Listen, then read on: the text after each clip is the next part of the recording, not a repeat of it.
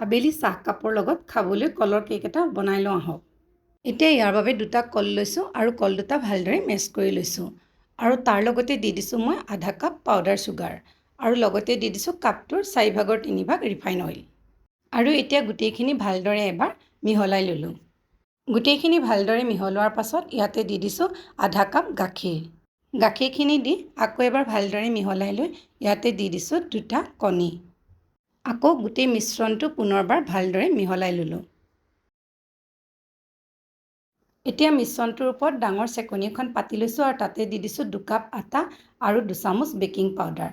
গোটেইখিনি ভালদৰে চালি লৈছোঁ যাতে তাত কোনো ধৰণৰ লাম্পছ নাথাকে। লগতে দিলোঁ সামান্য পৰিমাণে নিমখ আৰু গোটেইখিনি ভালদৰে মিহলাই ল'লোঁ।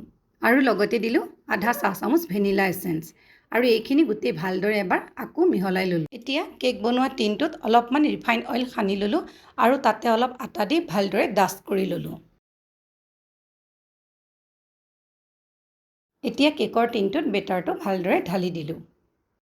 যিহেতু কেকটো মই কুকাৰত বনাম সেইবাবে কুকাৰটো অলপ সময় গৰম বুলি দিছিলোঁ আৰু কেকটো ভালদৰে বহাই দিলোঁ।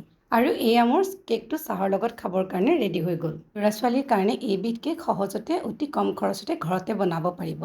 যদিহে আপোনালোকে মোৰ ভিডিঅ'টো চাই ভাল পাইছে তেন্তে লাইক, শ্বেয়াৰ, কমেণ্ট আৰু ছাবস্ক্ৰাইব কৰি দিব।